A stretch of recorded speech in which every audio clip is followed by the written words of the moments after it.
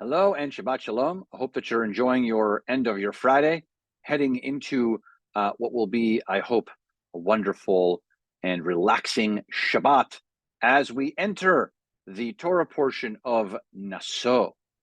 Naso is a Torah portion filled with lots of really cool things, particularly one that we may know a lot, which is the Birkat Kohanim, the priestly blessing, is actually in this week's Torah portion in Naso. So the blessing that we provide for kids on Friday evening, and then of course in many other moments, significant moments in our lives for B'nai Mitzvah and weddings and all kinds of other special moments. The Birkat Kohanim, the priestly blessing, comes from Naso, from this week in the Torah portion.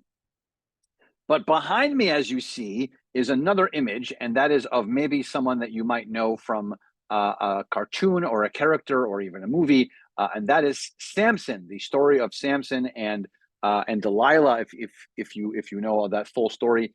And so Shimshon, or Samson, is on our screen. I'm mentioning because not only does the Torah portion discuss Birkat Kohanim, the priestly blessing, it also discusses something called Nazirite law.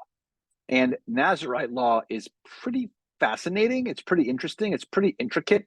And it has to do with a vow or a promise or some kind of like an oath that's made by someone. And then once you make that kind of law, once you make that kind of oath, then you're bound by this like Nazirite law. And so the story in our text, it's not in the Torah actually. It is in the book of Judges, in the section of the prophets in our Bible. There's a section that talks about we don't know Samson yet. We don't know Shimshon, but we know that his mother, by the way, is barren. She actually can't have any children, and so she prays.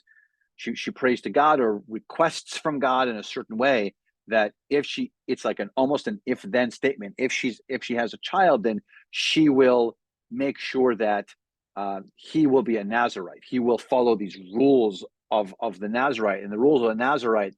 Like once you committed to the Nazirite, then to the Nazirite laws, then couldn't have any wine or strong drink. You had to have your hair uncut, and you really couldn't contaminate your body or have your body move from a state of uncleanliness into a state of uncleanliness. So you weren't allowed to do that. So couldn't drink the wine, couldn't go into the state of uncleanliness, and couldn't have your hair cut. So if you know anything about Samson, this person here, then you know he really didn't follow those instructions very well.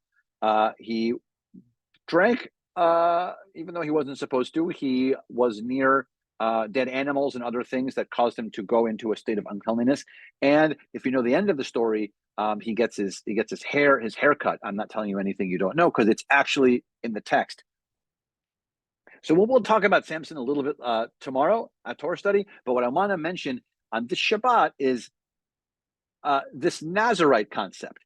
Is there something in our lives that we would vow that deeply to say, okay, I'm going to make this vow to you, to God clearly, and then when I do, I'm going to have to then follow this set of rules? What level, what kind of vow do you think could we take?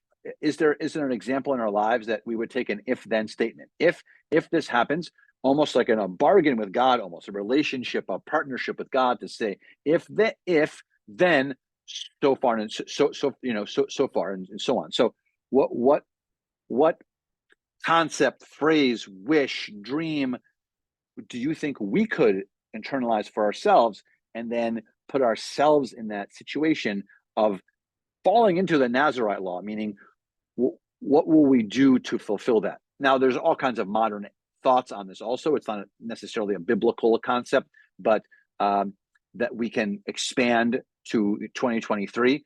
But I just want to leave that with you. What would we commit to in our lives so deeply that we would then allow ourselves biblically to fall into the Nazirite law? Just something to think about.